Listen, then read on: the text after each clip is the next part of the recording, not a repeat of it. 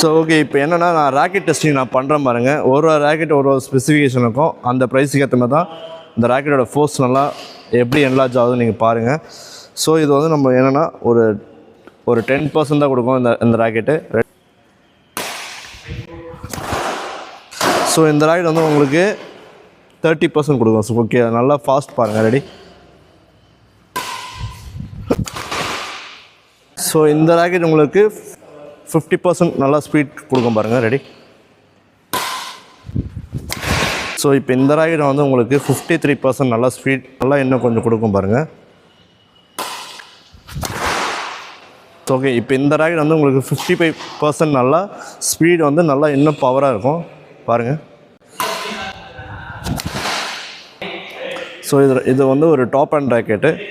இது உங்களுக்கு 90% நல்லா ஸ்பீடு வந்து நல்லா இன்னும் பவர் டெவலப்மெண்ட்டாக இருக்கும் பாருங்கள். இது ஒரு டாப் அண்ட் ராக்கெட்டு. ஓகே, இதுவும் வந்து ஒரு என்னென்னா ஒரு 92% நல்லா ஸ்பீடு வரும் பாருங்கள்.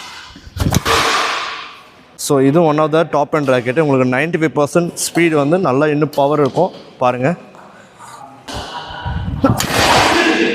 ஸோ இதுதான் ரொம்ப டாப் அண்ட் ராக்கெட்டு.